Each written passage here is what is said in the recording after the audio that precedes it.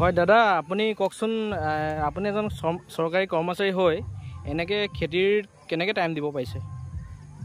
আচলতে খেতি কৰিবলৈ মানুহৰ মনটো লাগিব। বজাৰ আমাৰ, পথাৰ আমাৰ, এই কথাবিলাক যে আমি কৈ থাকোঁ, এনেই মুখেৰে কৈ থাকিলে নহ'ব। আমি হাতে কামে কৰি দেখাইছোঁ।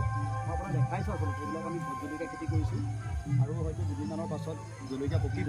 আৰু বিশেষকৈ যদিও মই চৰকাৰী কৰ্মচাৰী বুলি কৈছোঁ, কিন্তু বিশেষকৈ মই ৰাতিপুৱা 4টা বজাৰ লগে লগে বিচনাৰ পৰা উঠি পেলাই মই বাৰীখনত জলকীয়া, ডালিমৰ পুলি ৰুইছোঁ, ড্ৰেগন ফ্ৰুটছ কৰিছোঁ, আদা দিছোঁ, হালধি দিছোঁ, টেঙামৰা, বিভিন্ন যিখিনি আমাৰ মানে ঘৰুৱা যিখিনি বস্তু আমাৰ প্ৰয়োজন সেই বস্তুখিনি আমি কৰিছোঁ।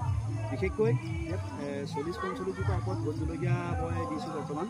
সেই জলকীয়াবিলাক যদিও মানে এতিয়া ছিজন নহয়, বহুত কষ্ট কৰি পেলাই মই এইখিনি লাগি আছোঁ, কাৰণ পানী জমা নহ'বৰ কাৰণে ফল খানি দিছোঁ। যিমানটো বাৰু কৰিছোঁ, মুঠতে সময়ৰ সদব্যৱহাৰ কৰি পেলাই কৰি গৈ আছোঁ। হয়, আপুনি ভোট জলকীয়া বাদে আৰু কি কি খেতি ইয়াত কৰিছে? এতিয়া আপুনি দেখিব, এইফালে যদি কেমেৰাটো ঘূৰাই দেখিব, ইয়াত ড্ৰেগন ফ্ৰুটছৰ খেতি মই কৰিছোঁ। ড্ৰেগন ফ্ৰুটছ এতিয়া বাঢ়িবলৈ লৈছে, মানে যিটো আমি কৰিছিলোঁ সেই ড্ৰেগন ফ্ৰুটছ এতিয়া বাঢ়িছে। তাৰপৰা আকৌ যদি ইখন বাৰীতে দেখে আপুনি, ইখন বাৰীত আপুনি ডালিমৰ বাগিচা, ডালিম কৰিছোঁ।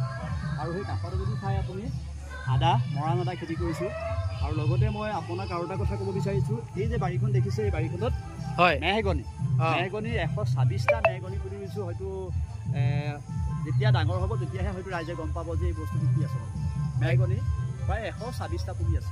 আৰু এতিয়া আপুনি মেহগনিৰ বিষয়ে একচুৱেলি আমি বহুতে নাজানে, তো আপুনি দুই এষাৰ কওক তাৰ বিষয়ে। মানে মেহগনি হ'ল আচলতে এটা কাঠৰ কাৰণে মানুহে কাম কৰে। কাঠটো যেতিয়া ডাঙৰ হয়, গছজোপা পূৰা পোন হৈ গুচি যায়। কাঠজোপাৰ মূল্য যেতিয়া এজোপাত মেহগনি গছৰ মূল্য লাখৰ ওপৰত হয়।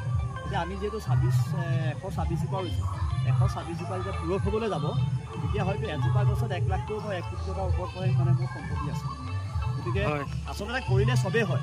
গতিকে সকলোকে মই অনুৰোধ কৰিছোঁ, আপোনালোকে এনেই ৰাজপথৰ আন্দোলন বা অন্য কাৰোবাৰ লগত অৰঙে দৰঙে ঘূৰি ফুৰাতকৈ নিজৰ যদি বাৰী আছে বা অন্য মাটি লিজত লৈও আপোনালোকে খেতি কৰক।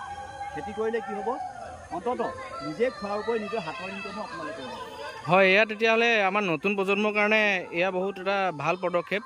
মানে তেওঁলোকে শিকিব পাৰিব, এটলিষ্ট চাই মেলি আপোনাৰ এই বাৰীখন চাই মেলিও বহুতকেইটা শিকিব পাৰিব কেনেকৈ কৰিব পৰা যাব। তো এই আপোনাৰ যোনবোৰ পুলি চুলিবিলাক, এইবিলাক আপোনাৰ ক'ত পোৱা যায় তাৰ বিষয়ে অলপ কৈ দিয়ক। আমি সৰ্বসাধাৰণ নাৰ্চাৰীৰ পৰা লওঁ আৰু এগ্ৰিকালচাৰৰ পৰা মই আনিছোঁ কিছুমান পুলি। এগ্ৰিকালচাৰৰ বিশেষকৈ কেইজনমান বিশেষজ্ঞ মোৰ লগত ফোনাফোনি কৰি পেলাই মানে মোক পৰামৰ্শ দি থাকে। সেই পৰামৰ্শ মতে মই কামবিলাক